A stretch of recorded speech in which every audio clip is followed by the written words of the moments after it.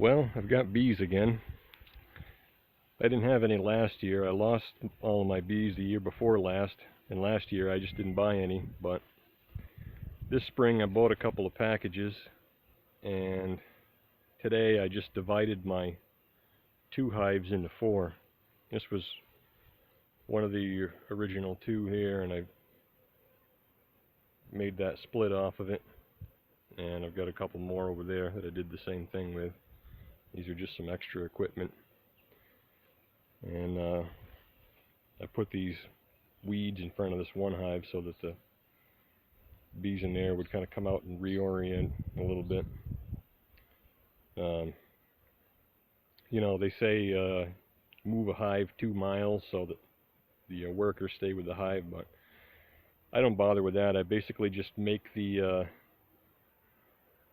hive on the original location relatively weak, put most of the capped brood in the new hive with the nurse bees on it, and the nurse bees will stay in the hive because they've never flown, and as they need them they will graduate to foragers and orient to that hive.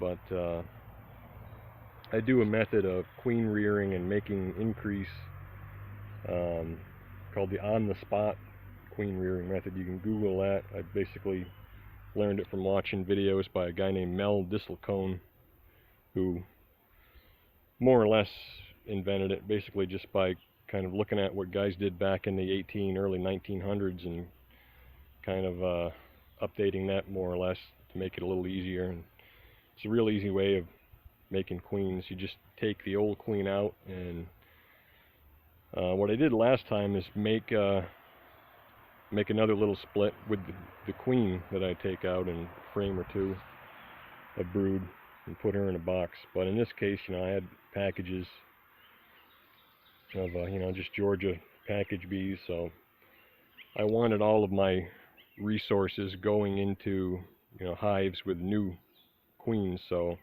in this case I killed them, which is what people usually do with this method, which is kind of a hard idea to get used to as a beekeeper. But when you do this method and have a bunch of hives, you just have more queens than you can ever you know, have equipment for even, so it's not that big of a deal to off a queen. And actually I only did that with this 1 hive because the other one over here has an invisible queen in it. Now I'm pretty good at finding queens, actually. There's a couple of tricks that I know that makes it fairly easy to find them. The best one I could tell you is to kind of look at the frame on edge, because the queen stands up higher off the frame than other bees. In other words, you know, if my hand was the frame, you kind of look at it like that and glance down the sides rather than straight on like that, and a lot of times that makes it easier to spot them. And the other thing is to kind of look at the frame with kind of a soft eye. You know, I've heard it kind of described that way sometimes, where you're not looking at every bee to see if that bee is the queen, because you'll never find her like that. But you just look for patterns of movement. You know, the queen will always have a bunch of bees kind of moving around her, and you'll pick up on that little pattern of movement, and you know, and then there's the queen swinging her big butt around the frame. And generally, if I'm looking for the queen, which I don't always really look for the queen when I'm just doing a normal hive inspection, but when I look for them, I spot them pretty much every time. You know, when I come to her, there she is, I find her. But when I went to take the queens out of these 2 hives, I looked through this one, I looked through, and you know, it was 2 boxes high.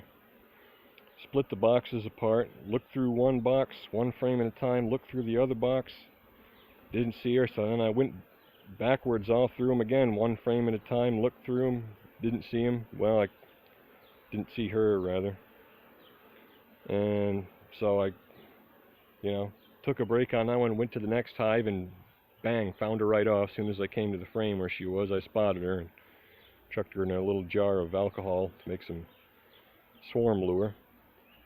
And then came back to this one and looked through the whole hive again and still never saw her. And did see eggs, so I knew there was a queen in there, or at least had been within the last couple of days. The next day, it came to this hive again, looked through the hive again. No queen. And I know she's in there. Even today, I looked through the hive again today and went through every frame and couldn't see a queen, but there were eggs in there, so there has been a queen in there the whole time. But she is just invisible. And what I ended up doing to make splits is I had enough queen cells in the one hive over there that I basically just divided this hive up, and I put a couple of queen cells in this one, and I was pretty sure the queen was in this box because this was the bottom box of the hive, which was the newest comb in it and had the most room to lay, so I figured she was probably in there. So I put just one queen cell in there just to make sure that there is a queen cell in both boxes, just in case the queen is in this one. But so there's queen cells in both, and there's a queen in one of them, but I don't know, she's just invisible. But at any rate, there's my bees, and I'm hoping this will be the year that they will do good and they'll survive the winter, and next year I'll have tons of bees to make splits off of, and I will never buy bees again.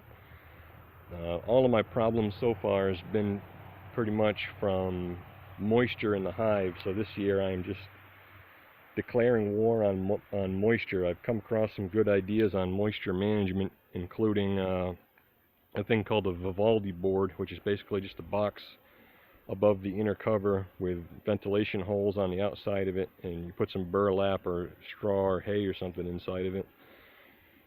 So I'm going to try that, and when it gets cold, I'll put the hives right up close next to each other and put a big plywood roof right over the whole thing, and just whatever I can to prevent any kind of moisture from getting in and prevent too much from adding up from the inside. And hopefully this does it, because I'm really getting sick of losing bees. I was ready to give up on it last year, but at this point I've just kind of gotten addicted to it, and I don't even really get any honey.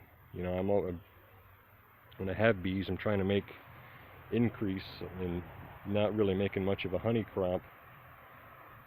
So it's not even that. I just enjoy having the bees a lot. So fingers crossed, knock on wood, this is it. This is the beginning.